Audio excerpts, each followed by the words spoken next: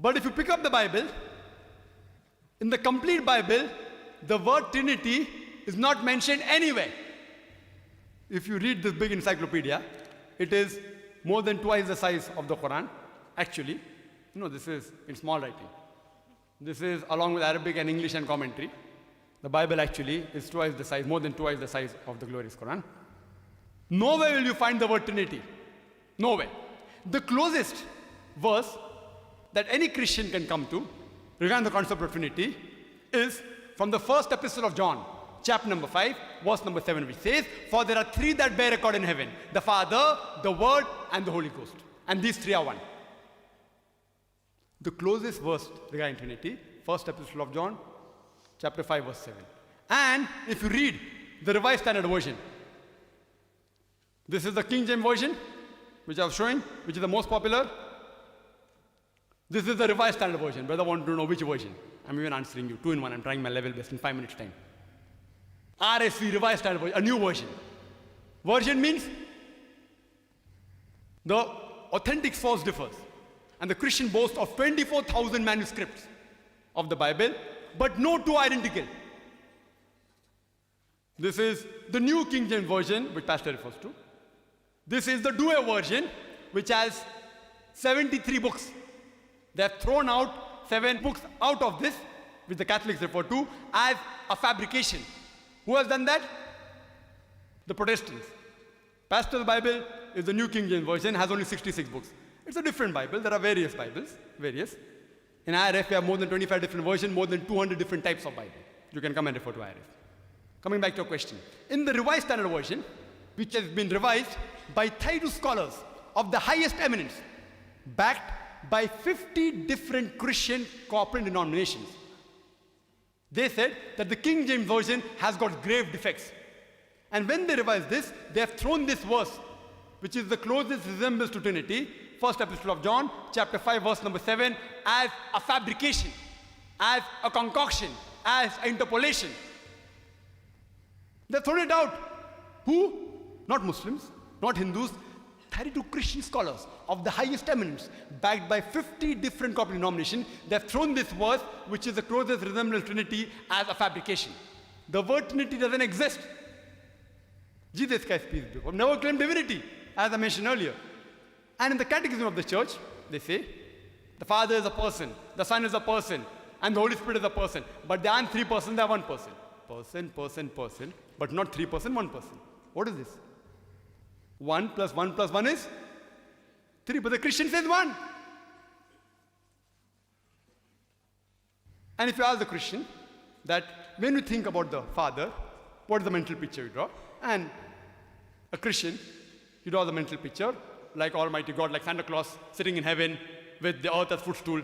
When he says the Word or the Son or Jesus, peace be upon him, somewhat like Jeffrey Hunter in the movie King of Kings. Jeffrey Hunter, blonde hair, white, doesn't look like a Jew. He doesn't have polyp nose, but like Jeffrey Hunter. And when they speak about the Spirit, something like a dove that came when John the Baptist was baptizing, or like the smoke at the Feast of Pentecost. 3 different pictures. But when you ask the Christian, how many pictures do you see? He tells you 1. However much you try, you can never impose these 3 pictures as 1. But when you ask them how many pictures, they say 1. They are lying to you. Because 1 plus 1 plus 1 is 3. It is not 1. And they give the example that, see, the concept of Trinity is very difficult to understand. A person can be a father, can be a brother, and can be a businessman at the same time. So why can't Almighty God be Father, Son, and Holy Ghost? I said, fine.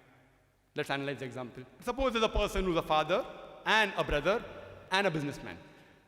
Suppose the sister goes and says something to the brother, a secret. But natural, even the father in that person will know it. Even the businessman will know. But if you read the Bible, according to the Gospel of Mark, chapter number 13, verse 32, it says, Jesus, peace be upon him, says that of that day, of that hour, knoweth no man, knoweth no angel, not even the Son, but the Father in heaven. That means of the day of judgment, even Jesus Christ doesn't know, even the angel doesn't know, even the Spirit doesn't know, only Almighty God knows. That means they aren't 3 in 1. They aren't 3 in 1. The Trinity is the concept which is illogical. How much you try, you cannot superimpose. Suppose they say that Jesus Christ, peace be upon him, if I agree with them, died on the cross. Do you mean that even God died on the cross?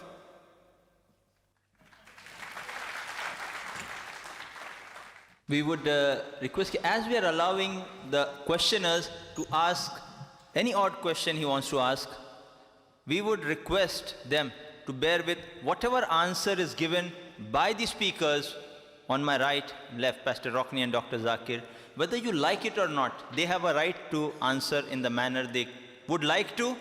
Even if they refuse to answer, if they refuse to present any answer, they have a full right for it. That is the decision. Even if they don't answer, they have a full right for not answering. Let the whole audience be the judge. You can discuss the details after the program. May we have the next question from the ladies for Pastor Rockney. Pastor, I would exhort your patience, please, the speakers as well as the audience. in the beginning of your talk, you said that the evil is actually taken out by man himself. It's not given by God. But then, according to the theory of original sin, you say that the man is born with the sin. So don't you think it's a contradiction? Can you please clarify it? Yeah, man has inherited not sin, but the nature of sin. Okay? That means man has inherited the tendency of sinning. But suppose a baby dies, what happens? He's innocent, he'll go straight to heaven. That's what I believe.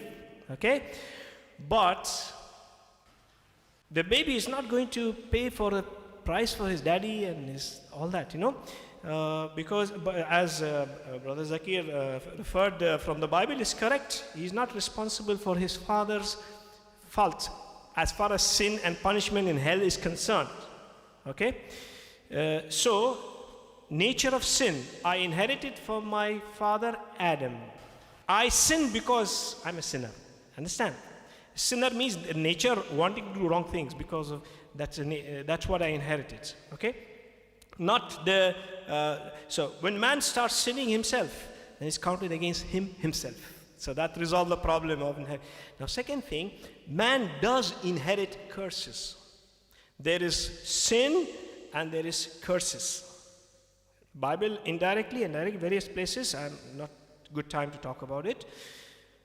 I don't pay for the sin of my father, but I do inherit curses, and you experience it in your life. My father did a lot of mess, but he died now, thank God, he died a believer.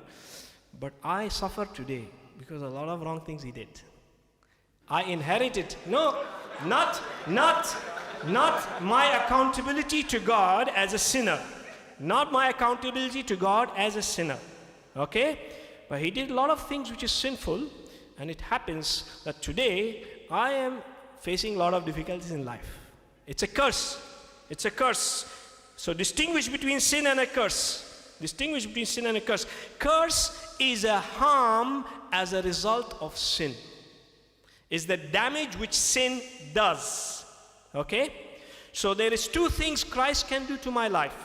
Number one, He obtained forgiveness of sin for me. So I will not be accountable to God. I am forgiven my sin. Number two, He breaks the curse over my life. That's what the Bible says. Not only He is having authority on earth to forgive sins, but He also took my curse upon Himself.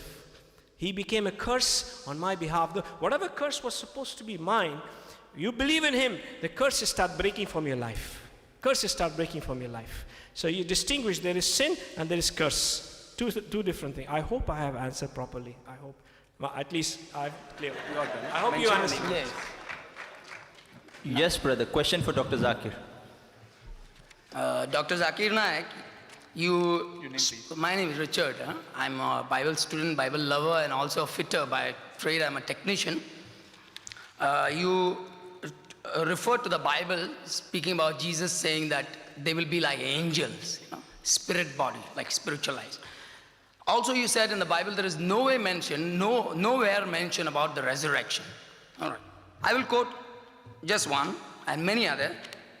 This is Matthew 16 verse 21. It says, from that time forth began Jesus to shew unto his disciples how he must go to Jerusalem and suffer many things of the elders and the chief priests and the scribes, and be killed and be raised again the third day. And this he did 3 times, and all the Gospels mention it. Not only so, the Bible speak about how he hang on the cross for 6 hours, gave up his ghost after crying, Allah, Allah, lapa samaktani, why is of fulfilling the scriptures. Then we see all the 4 Gospels mention about his death, about his burial and resurrection. Now, you say Jesus cannot lie with respect to the spiritualizing of the body, which is another topic. Glorified body is different, a spiritual heavenly body is different. We were better than angels, today we are worse than animals. So how does this come about to be? In fact, I'm not having a discussion. I've learned by God's love and mercy, and I've got the answers to all your 14 points. And I would like to come to Islamic Research Foundation and give you these answers biblically, not to win an argument. I would love to, because it's true that Trinity is not in the Bible. It's not this, but Jesus Christ being divine, I can let you know scripturally, and even your conscience, even the whole creation will back. I give you, today I brought many things with the Bible. What the original, there is a numeric, there is a mathematics in the Bible, which can, it's a perfect, it's a proof. So, I've got these things for everyone can avail of them. Mathematics proving scripture. Your main question. So please, no, this is my question, that how Jesus Christ mentioned many times that he will be killed and he will be rising again. Again, if you want another quote, I will give. In chapter 20, verse 19, it shall, and shall deliver him to the Gentiles to be mocked and scourged, and shall crucify him, and the third day shall rise again. Okay, just few. Just few. No problem. The question is complete? Yeah, I gave a little, No problem. I gave you a little Brother, boost so we that I give can enough come and time. share with you, and also to We the have audience programs, that, brother. Bible has all the answers, Every not the Sunday- religions. Every Sunday we have program at IRF at Dongri. You can get the address. Every Sunday. Every Sunday, 10:30. And after the talk is over, you can ask any questions. That's You good. can even criticize Quran. You can even, no, I'm just telling you, we love it. We love it. We like to discuss. In I- friendship for better speaking about understanding. the Bible. Brother, you can even ask on the Bible, no problem. Not ask, I will tell you on the Bible. Yes, you're most welcome, like you told me just now. Yeah. Brother said, he quoted from Gospel of Matthew, and he quoted, what he quoted? Jesus said he will die and he will rise. He said that, I agree.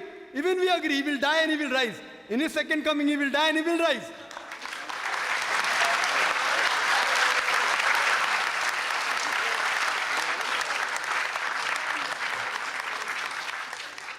And that resurrection in the second coming, which is mentioned in the Quran and the Bible, will be the true resurrection. True death and true resurrection. What you are saying, that what was put on the cross, he died. You say that, from your side it is. But when you check, I do know some people say, oh, we saw him dead. The soldier says, if you read, again, Gospel of John, chapter 19. I'll give you quotation. Gospel of John, chapter 19, verse 33. We saw him to be dead, like how pastor saw the girl to be dead. He's not expert, he said, like a layman. So even the soldier, like a layman, saw him to be dead. Today, to testify he's dead, doctor requires stethoscope, he requires the pulse. We have machines like ECG, EEG, heartbeat, brain, and yet doctors make mistake. Here I've got with me so many articles that a person died for 3 hours and then he got back to life. 3 days, several, in South Africa, in Philippines, all these cases. Doctor testifying with instrument. Here, a soldier layman testifies. That doesn't mean he's dead. Please let me complete the answer. Then you can go back to the queue and ask any question or come on Sunday. So, it was from hearsay. Whether he died or not, actually, I proved 14 points. You said you can answer all.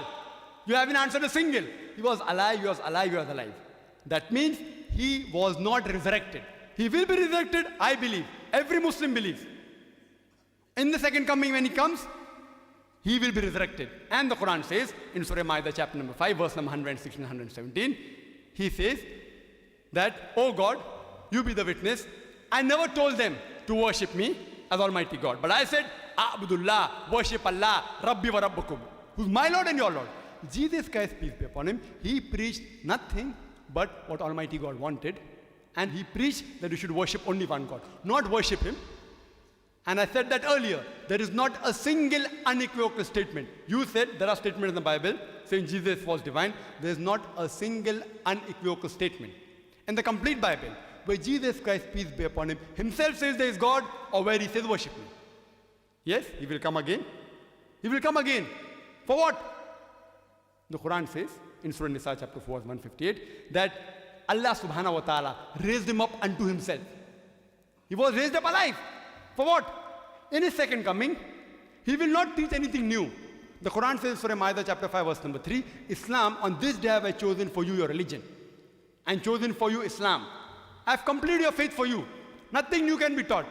He will be coming in the second coming not to teach anything new to the Muslims. He will be coming in the second coming to testify that I never said you worship me. To testify that I never claimed divinity. And as it's mentioned in the Gospels also, in the second coming, people will say, oh Master, did we not do wonders and miracles in your name? So Jesus will tell them, ye men of iniquity, ye sinful people, you depart from here. I don't even know you. Who will he tell that? To Muslims? To Hindus? To Christians? You are claiming you did miracles in my name? You get out from here. I don't even know you. He will come in the second coming, and that time, as the Quran says in Surah Al-Imran chapter 3 verse 195, Kullu nafsin zaikatul maut. Every soul shall have a taste of death. He will die like a human being, and then inshallah he'll be resurrected. We are waiting for that. Before the day of judgment, he will surely do that. Hope that answers the question. Yes, brother. Brother Pesta, I have a question for you. For Muslims, there are 4 to 5 major criteria which he has to fulfill to enter into Jannah. But as given to understand, even from your talks and even from the neighbors, I have heard that for being a Christian, since the Christians are sinless in the sense they'll be wiped up, their sins will be wiped out because of the sins which are inherited, which are taken by Jesus. So that means that if a person tonight, if he accepts that Christ has died on the cross for the sins of the mankind, does it mean that his sins, past and future, are wiped out and he will enter into the gates of heaven? It is written in the Bible, if you believe in Christ, of course, you believe in Christ means what he did and what he taught, and you confess him, you say it, confess me, use your tongue, say it, that means you receive him genuinely in your heart, then your sins are forgiven, and your so my interpretation, it means this, your destination is changed. You're not in heaven at that moment. A small question relating Yeah. to the same. Yeah. Now, that means if I read the Bible, I believe in each and every word of the Bible. I believe in the death of the Christ, the crucifixion, the so-called crucifixion. Then tomorrow I become a rapist or I become a terrorist and I go and killing everyone. Still I'll be entering Jannah. You see,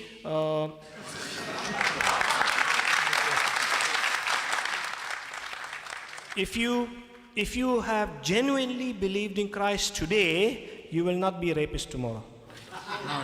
Why not? It is always possible. It is Your always. life will be so changed. See, the thing is That means what? you are lying, you did not receive Jesus. The thing is, there is only one single statement which shows that you have to believe in Christ, that he died for the cross, that he died on the cross and died for the sins of the mankind. That is the only criteria which I know. Even in your talk, you have said the same thing. If you believe in Jesus, your faith is interpreted acts of faith, according to the book of James, Yaqub.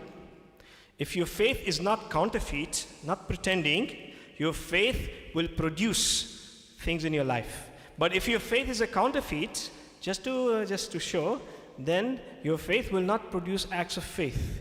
So suppose I'm a criminal today, I believe in Jesus, I repent, I ask forgiveness of sins. All these things comes in believing in Jesus. Repentance means I have changed, I turn my way, I'm no more wanting to walk the way of sin.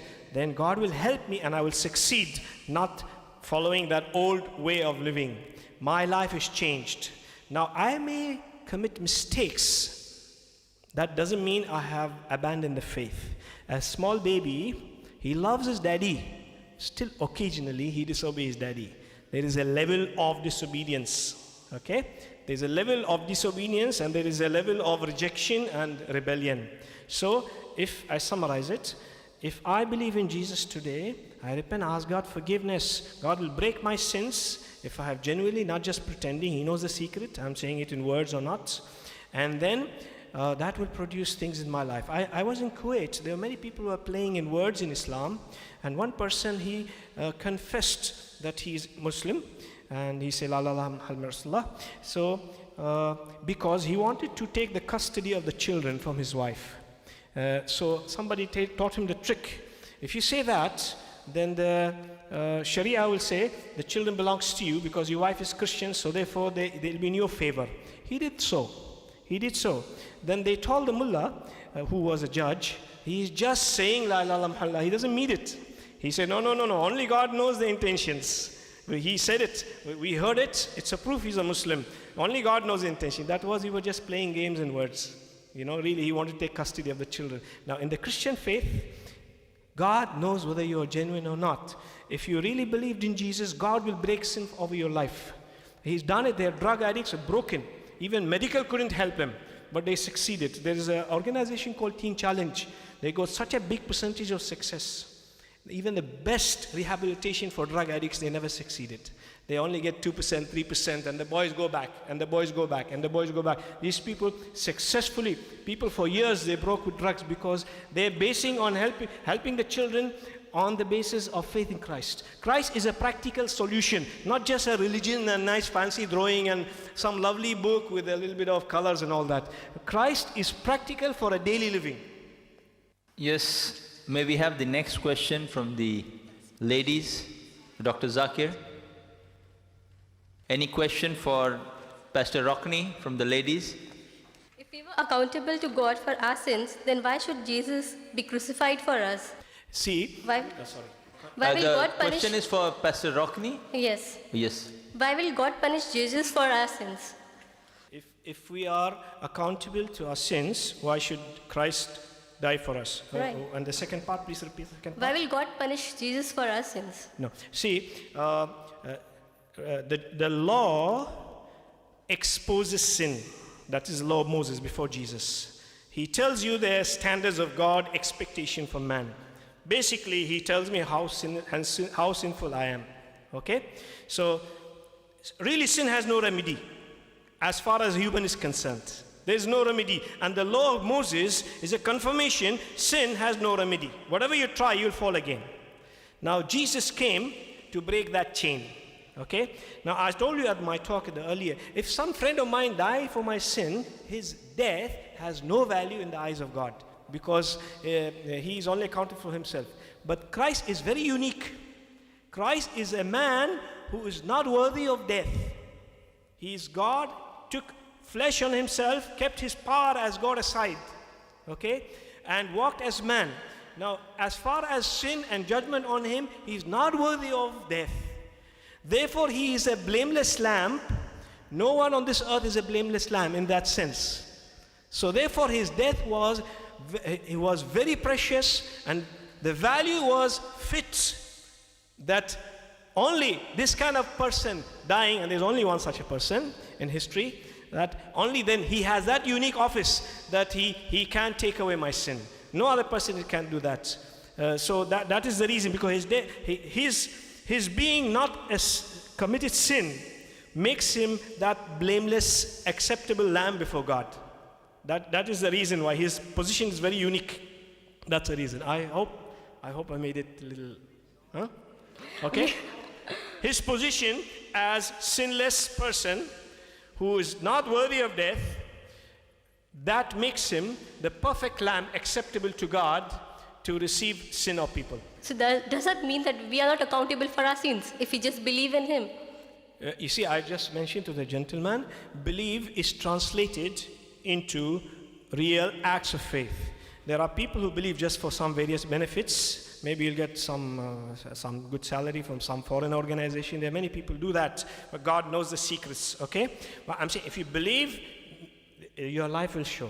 Your life will show, okay? Judas the Iscariot believed, but really it was not really faith. Afterwards we saw, for the sake of 30 pieces of coins, he betrayed his master. Really, from beginning he didn't believe. That was a counterfeit belief, conditional belief only if things goes well. Okay?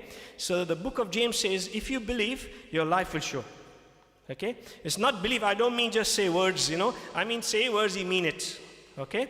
I mean, in a sincere heart, acknowledging my helplessness because of my sin, and asking God to forgive me in the name of his son Jesus. That's the only way to receive forgiveness of sin. Whatever you do, there's no other way. Sorry, but if you're saying that God took the flesh and bone. Excuse me. I think you have put your question forward.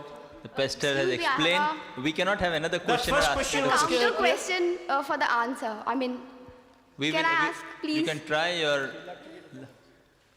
You'd like to give a short comment, one-line right? comment. as said by Pastor that a true believer in Jesus Christ will never become a rapist tomorrow. But if you see the Christians or on a whole, you see that every Christian do sin. So that means you're trying to say that no Christian is a true believer of Jesus Christ.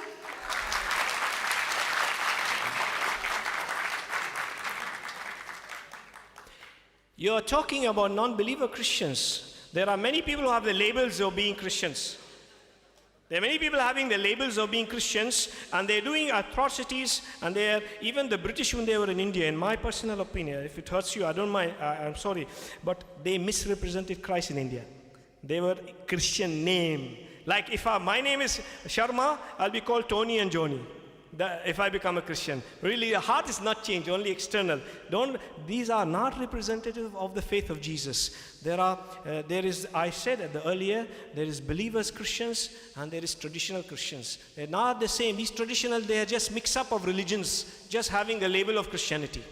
That way, you're looking at the people who are traditional. They're two different things. We Christians, we don't worship idols. We don't put photos and bow to it.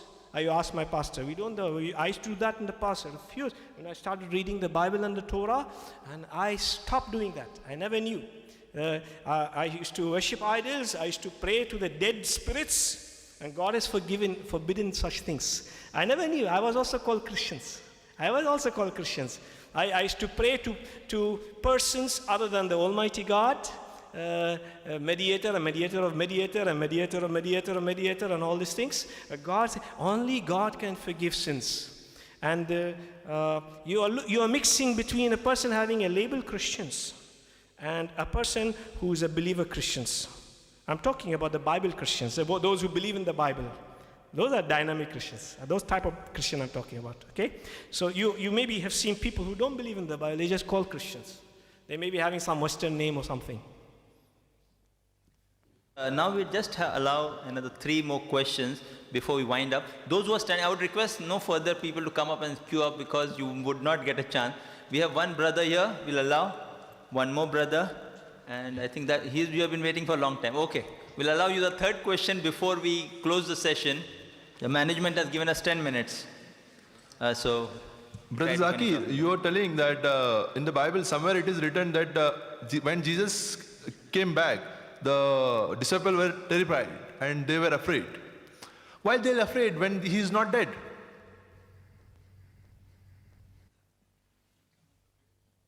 There was a question that when Jesus Christ, peace be upon him, goes to the upper room where the disciples had gathered there, why were they afraid when he was not dead? That is the question which I had asked during the talk.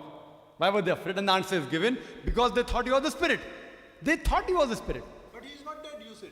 That's what I'm telling you. So they did not know that. But he is dead. Okay, come tomorrow, if you die and you come over here, everybody will get scared and run away from here. I agree with you. I agree with you. You I agree agree with you. Suppose if I read in the newspaper that this person fell from the 10th floor, Yeah. and you think he's dead. But tomorrow if he comes, I'm going to get scared. But then he tells me, when I fell down, there was a lorry of hay going, I didn't die. So it's from hearsay I had heard, he had fallen and he died. But when he comes, I being a doctor, examine him, I check his hand, he's alive. So initially I'll be afraid. But when I check up with him, I'm not afraid. Similarly here, initially, But the it is disciples... written, it is died. Let me complete the answer, then you can speak, no problem, brother. I'll give you time, you can come again, you can come to IRF. Let me complete the answer. They thought, the Bible says, Gospel of Luke, chapter 24, verse 37, they were affrighted and terrified and supposed him to be a spirit. Supposed. Who says that? Not Dr. Zakir Naik. Who says that? Luke. They thought him to be a spirit. But then he says, handle me and see, for a spirit has no flesh and bones. Then they were overjoyed. First they were afraid because they thought he was a spirit. When he proved to them he was no spirit, they were overjoyed. Who says that? Gospel of Luke. The gospel says that Jesus was dead and he was buried. And then he comes. You said That's what I'm that. trying to Brother, prove to you. You said that. I don't know. I'm Brother, quoting you have to asked your question. He You has are saying given his Bible, answer. Excuse me, your brother, you have asked your question, the speaker has given his response. I think God has given most of the people here good heart, a good mind, and they can decide for themselves. We are not going to comment on it. What the decision of the audience is, let them decide for themselves. That is the basic premise we had of this friendly discussion, so that we come to a better understanding of each other's viewpoints and not fight over it. Just understand each other's viewpoint in its proper perspective. We have two experts who know their job. Let them give the answers. If you know it better, tomorrow you hire a big hall and maybe invite someone else and people will come and hear you. They are happy hearing you now. Yes, brother. You can carry on with the answer. So all the statements were from hearsay. They thought him to be a spirit because they had heard that he had died. Heard from hearsay. They weren't eyewitnesses. Who says that? Gospel of Mark, chapter 14, verse 50. All of them fled. At the most critical juncture of the life of Jesus Christ, peace be upon him, they all forsook and left him. Who says that? The gospel says that. They fled. It was from hearsay. And he proved to them by showing his hand that he was not a spirit. And pastor said, and he gave the reason for salvation, the two questions posed earlier. And the pastor said that you have to believe in Jesus Christ, peace be upon him. He has died for your sins. And then after that, you should not sin. I don't get it. That if someone has paid for my sin, then what's the problem in me doing sin? If someone tells me, go to a restaurant, Delhi Darbar, I've paid for your bills, eat as much as you want. And then say, don't have chicken. I say, why? You have paid for my bill. Why not have chicken? Don't have mutton. I say, why? That means you told me a lie. When you told me that you paid for everything, whatever you have, eat as much as you want for your full life, now why are you telling me don't have chicken? Don't have mutton? That means you told me a lie. So if Jesus Christ, peace be upon him, paid for our sins, then what's the problem in us raping? What's the problem in us robbing? So this logic, if you understand, it doesn't go into the logical mind of a person. Hope that answers the question. Yes, brother. That's the second last question for Ahmed, Pastor Rockney. My question to today. Mr. Rukni. As you know, that every country have his criminal law. And anyone who is doing wrong thing is going to be punished according to the criminal law of the country. And because, even though, if you take up newspaper, you will see thousands of murders and rapes and a lot of things are going on in the world. Suppose, as you said earlier in your speech, in the beginning, that Jesus was already crucified. He was not crucified for his sins, but he was crucified for the sins of human being, for the sins of Christians. If we believe that Jesus was crucified for all Christians, then what is going to be the situation of the world? Yeah, shall I complete? Yeah. It is written that Jesus died for the sins of the whole world, that anyone who believes in him will have the gift of salvation.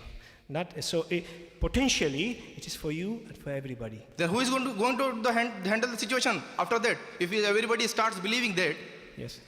and I can kill you right now here, and I can tell tomorrow into the court that Mr. Jesus is crucified for my sins, and you cannot testify me, then can you write on the paper that this guy should not be testified, as Mr. Jesus is already crucified for him? I have answered this question earlier. In the book of James, in Hindi, in Yaqub says, if you really believed, you will not kill me. You will not kill me. You write it and give that if Mr. Iftikhar is killing today here, and he should not be testified tomorrow in the court of the law of the Indian Constitution. Yes. Can you give me in writing now? Just a minute. I will believe tomorrow that Jesus was crucified. I will believe tomorrow. And I will be a perfect Christian. See, there are two things in sin. As I said, there is sin and there is damage of sin. Okay? There is sin itself. A simple thing I can tell you. No, See, tell you are a believer. You are a believer, a perfect believer as a Christian. Today morning I told my daughter, I want to know each and every table from 1 to 20. You read it and I will listen in the evening. Just to keep me happy, she learned everything she kept in mind and repeated in the evening. Mr. Zakir is not a Christian. He is a Muslim. But he can quote each and every verse from your Bible, any Bible. Huh? And you are a believer, you say I am a believer, I am this and that, I love Christ, but you cannot quote a single line from the Bible. Brother, you have to put. Shall I answer? I would request you to maintain Shall I patience. You answer? have to put forward your question rather than passing comments on what the speaker knows or doesn't know. That is his right, what he Okay. knows or doesn't know. Now, you have to just put forward your question and await an answer. I mentioned there is sin, and there is a result of sin. Okay? Now, for example, a poor man who just survived by little food, I'm a thief, I rob his food and he dies, he got no food to eat. Okay? Sometime later, some faithful God servant come and tell me, you are a thief and you should not do that. Then I realize I have done a horrible thing which cannot be repaired. There's a man died because of my robbing. But he reforms me. I ask Jesus to forgive me my sins. And then my destiny is changed. My destiny is changed. Yeah, that's true. That's a fact. It's a promise in the Bible. It is God's word. But can I repair the damage? I have killed a man. I denied him his food. Answer is no. Then the police will catch me, and according to the law of the country, I may have to be hung because of that. Yes, I have to bear the consequences of the harm I did, but my soul is saved because my destiny is changed. God has wiped my sin from his presence, but there is a damage I caused which is so serious, and there is a price for it in this earth. So many sins, they're so serious, I cannot repair it even after becoming a Christian. There is another situation, I do a minor thing.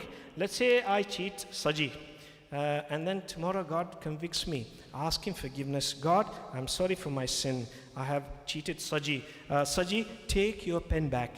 I have cheated you that day. That's a minor sin where I can restitute. It is possible to restitute. But the case where a man died because of my being a horrible person earlier cannot be restituted, and there is a law in the country and I have to bear the consequences of that. So there is the sin and there is the damage. Not all damage can be repaired. For example, if I am alcoholic, very heavy drinker, all my youth was spent in drinking. At the old age, some faithful servant of God comes and tell me, ask God forgiveness. I ask God forgiveness in the name of Jesus. I receive a free gift of salvation, free of charge. I haven't worked for it. God changed my destiny. But what happened? During all my youth, I have been drinking beer, and my liver developed fibroid. And then slowly, I waste and die because of that. The damage of sin all my life has damaged my life. But thank God, my soul is saved. See, this is the damage of sin I have done all these years, but my soul is saved because I asked forgiveness. It's a free gift. It's a free gift. God take the justice that I deserve out of me and put it on Jesus. That is the strange exchange, that Jesus takes it from you and put it on himself. Nobody is willing to can do that. I hope I answered it. I'm not satisfied. Yes, brother. This would be the last question for the evening. We would request the audience to be seated after the answer for another 1 or 2 minutes. Bear with us for a few minutes more. Yes, brother. My name is Sunny Matthew. I'm a manpower consultant. Name of my company is Sigma Manpower and Marketing Private Limited. Well, the question to Dr. Zakir Naik is, or the debate subject what we have today is, was Christ really crucified? Asking a counter question is not the answer for the question. It's a simple logical theory. The subject of today is not whether Jesus has resurrected or not. That subject, when you are dealing it on the problem, the evidence for resurrection, which we can find out only from the Bible. And it is a belief of the Christians. And as you mentioned, you are not believing Bible is a word of God, and then you are taking the quotation from Bible and proving that resurrection is not taken place, and then saying that is why the crucifixion is not taking place is a good logic. But when we approaching the subject, I personally believe it is not right. Another point. The same question, it's a continuation, but one more point on that. Now, it is a historical fact the crucifixion or death of Christ is a historical fact where the historians has written it on that. A Jewish historian called Josephus has written about the crucifixion of Christ, and it was not a secret. In a rally, people has been tortured him and crucified it on that. Then what happened to Christ if Christ has not died? Whether he has hidden somewhere else, his body has taken down from the cross and it has been laid down. There were people witnessing it on that. But how can you deny it on this? And the last continuation, because I am the last person to question it. I'll just answer you, then you can ask a new question. No, this is You have a already simple asked one. 3-4 Brother, you've questions. already asked, I think, 3 2 to questions. 3 You can ask, no questions. problem. You I'll ask give- the chairperson to ask No, you one more. You will No, give brother. one chance? Yes, I'll give Brother. one. You'll give? Brother, Yeah, we last will- chance. We will. I'll Yeah. just answer this We question. will just let him answer the 3 questions. In fact, the management has put a limitation. Yeah. Let him answer the 3 questions. If time permits and the management permits, we Okay, might one consider. Brother comment. has posed One 4 comment. questions. Not answer a comment.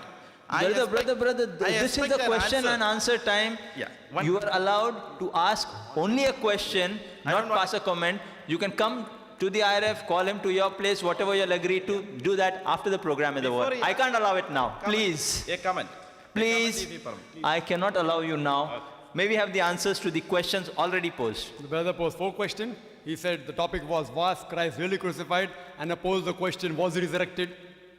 And then he said, because he resurrected, he was not resurrected, therefore he's not crucified. You're going it the opposite way.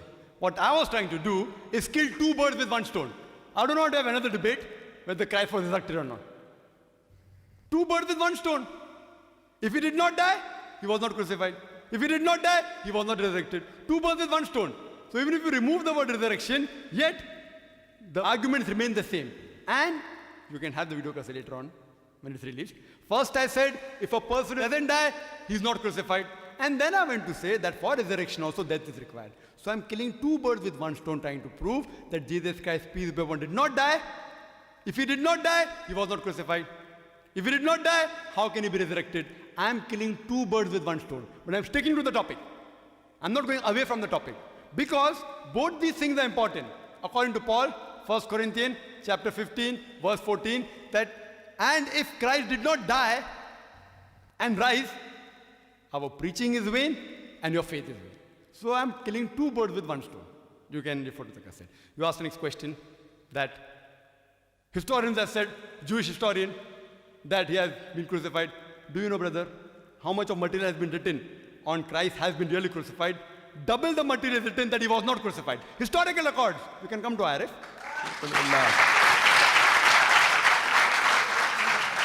I can quote Venturi, a German philosopher. He said, St. Paulus, I can give you how many names you can give, I'll give you double the quantity names of historians. Not Muslims, Christians, non-Muslims. I'll give their names. The 4th question. If Jesus Christ, peace be upon him, did not die, what happened to him? Was he put below the earth, etc.? I feel you didn't hear my talk and my rebuttal and my question and answer session. I made it very clear in Surah Nisa, chapter 4, verse 157.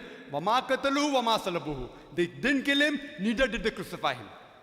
It was only made to appear so. Next verse, Surah Nisa, chapter 4, verse 158, it says that Allah subhanahu wa ta'ala raised him up alive.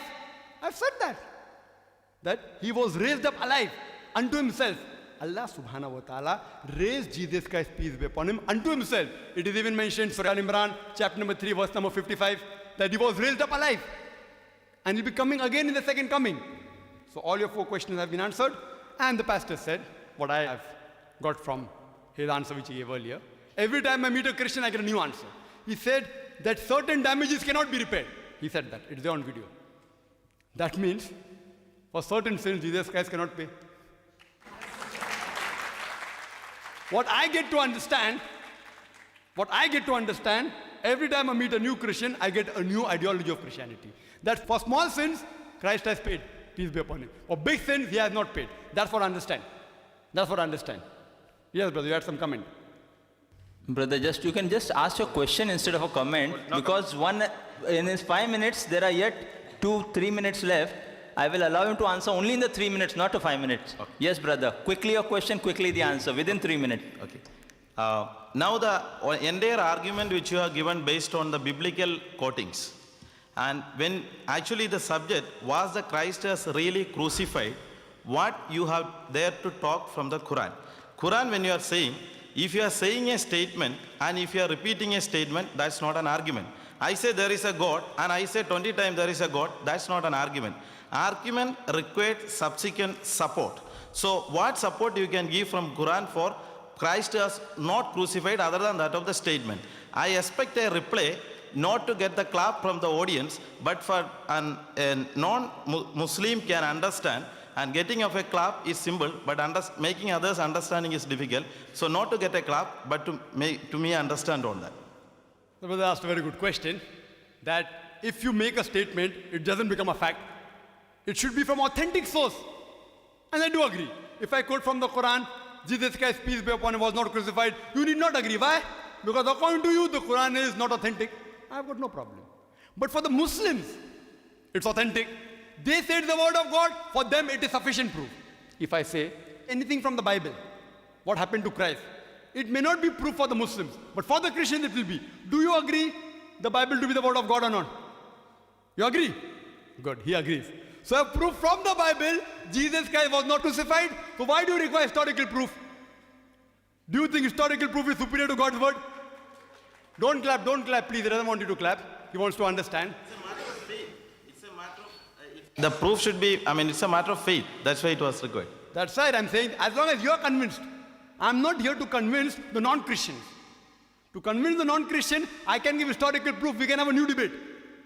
If a non-Christian comes and tells me that he... quoted the Bible from here and there is not a proof. Who quoted? Wrong. The quotation which you have quoted is right, but it has picked up from a wrong place which has mentioned on a wrong incident. Brother has that allegation. I have quoted rightly, but out of context. You give the context. No problem. It's a friendly discussion for understanding. Come to IRF, you give the context and we'll discuss it. You're most welcome. I'll come and meet you then.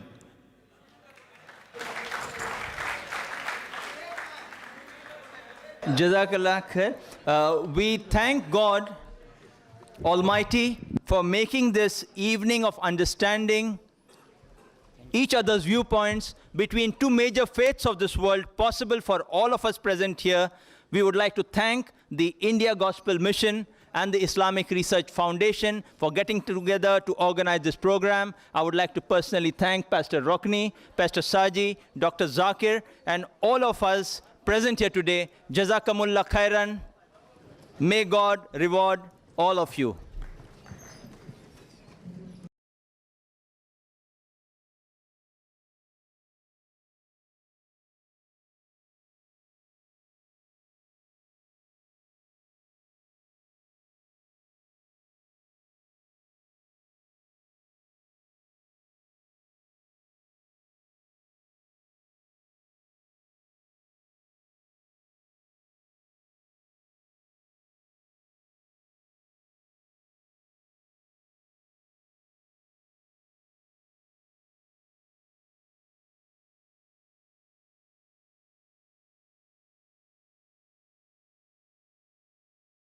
Living in